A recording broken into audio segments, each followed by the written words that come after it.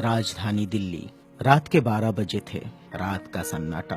और अचानक दिल्ली, मुंबई, नागपुर में चारों ओर फोन की घंटियां बज उठी।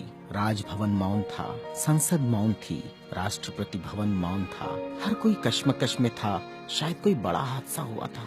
यह किसी बड़े हादसे या आपदा से कम नहीं था। कोई अचानक हमें छोड़कर चला गया था, जिसके जाने से करोड़ों लोग दुख भरे आंसुओं से विलाप कर रहे थे। देखते ही देखते मुंबई की सारी सड़कें भीड़ से भर गई। पैर रखने की भी जगह नहीं बची थी मुंबई की सड़कों पर, क्योंकि पार्थिव शरीर मुंबई लाया जाना था और अंतिम संस्कार भी मुंबई में ही होना था। नागपुर, कानपुर, दिल्ली, चेन्नई, मद्रास, बेंगलोर, पुणे, नासिक और पूरे देश से मुंबई आने वाली रेलगाड़ियों और बसों में बैठने को जगह नहीं थी। सब जल्द से जल्द मुंबई पहुंचना चाहते थे और देखते ही देखते अरब सागर वाली मुंबई जनसागर से भर गई।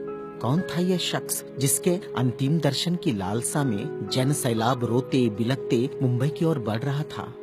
देश में यह पहला प्रसंग था जब बड़े बुजुर्ग छोटे छोटे बच्चों जैसे छाती पीट पीट कर रो रहे थे। महिलाएं आक्रोश कर रही थी और कह रही थी, मेरे पिता चले गए, अब कौन है हमारा यहाँ। चंदन की चिता पर जब उसे रखा गया तो लाखों दिल रुदन से जल रहे थे। अरब सागर अपनी लहरों के साथ किनारों पर थपकता और लौट जाता, फिर थपकता, फिर लौट जाता। शायद अंतिम दर्शन के लिए वह भी जोर लगा रहा था। चिता जली और करोड़ों लोगों की आंखें बरसने लगी। किसके लिए बरस रही थी ये आंखें? कौन था इन सब का पिता? किसकी जलती चिता को देखकर जल रहे थे करोड़ों दिलों के अग्निकुंड? कौन था यह जो छोड़ गया था इनके दिलों में आंधिया? कौन था वह जिसके नाम मात्र लेने से गरज उठती थी बिजलियां? मन से मस्तिष्क तक दौड़ जाता था ऊर्जा का प्रवाह।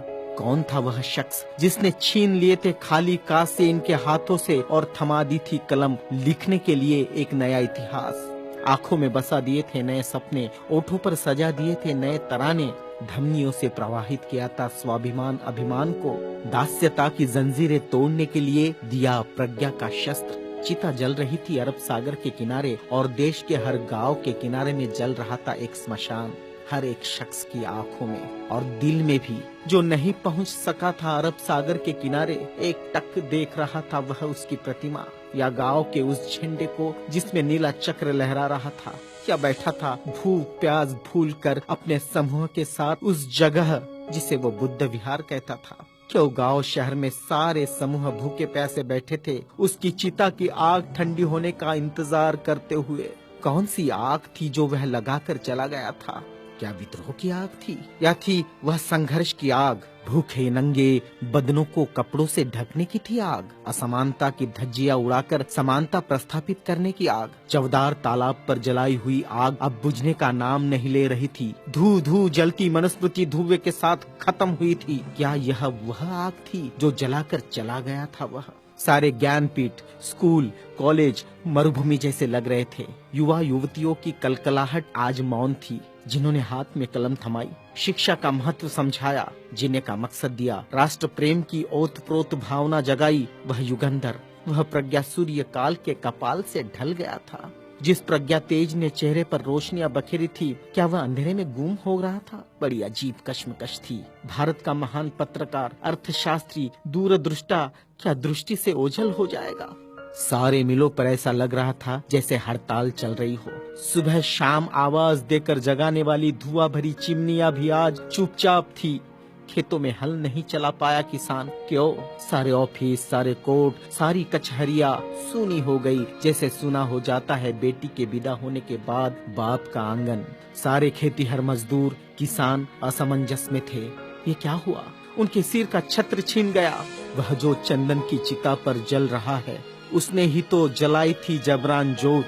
मजदूर आंदोलन का वही तो था आधुनिक भारत में मसीहा। सारी मिलों पर होती थी जो हड़ताल आंदोलन अपने अधिकारों के लिए, उसकी प्रेरणा भी तो वही था जिसने मजदूरों को अपना स्वतंत्र पक्ष दिया और संविधान में लिख दी वह सभी बातें जिन्होंने किसानों, खेतीहारों, मजदूरों के जीवन में खुशियां बखेरी थी। इधर नागपुर की दीक्षा भूमि पर मातम पसरा था। लोगों की चीखें सुनाई दे रही थी, बाबा चले गए, हमारे बाबा चले गए, आधुनिक भारत का वह सपुत्र है जिसने भारत में लोकतंत्र का बीजारोपण किया था, जिसने भारत के संविधान को रचकर भारत को लोकतांत्रिक गणराज्य बनाया था, हर नागरिक को समानता, स्वतंत्रता और न्याय का अधिकार दिया था, वोट देने का अधिकार देकर देश का मालिक बनाया था।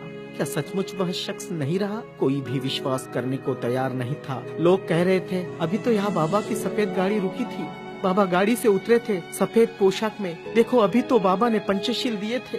22 प्रतिज्ञाओं की गूंज अभी आसमान में ही तो गूंज रही थी। वो गूंज शांत होने से पहले बाबा शांत नहीं हो सकते। भारत के इतिहास ने नई करवट ली थी। जनसैलाब मुंबई की सड़कों पर बह रहा था। भारतीय संस्कृति में तुच्छ कहलाने वाली नारी, जिसे हिंदू कोड बिल का सहारा बाबा ने देना चाहा और फिर संविधान में उसके हक आरक्षित किए, ऐसी माँ बहनें लाखों की तादाद में स्मशान भूमि पर थी। यह भारतीय सड़ी गली धर्म परंपराओं के मुंह पर एक जोरदार तमाचा था, क्योंकि जिन महिलाओं को स्मशान जाने का अधिकार भी नहीं दिया, ऐसी 3 लाख महिलाएं बाबा के अंतिम दर्शन को पहुंची थी, जो अपने आप में एक विश्व विक्रम था। भारत का यह युगंधर, संविधान निर्माता, प्रज्ञा तेज, प्रज्ञा सूर्य, महासूर्य, कल्प पुरुष नव भारत को नवचेतना देकर चला गया।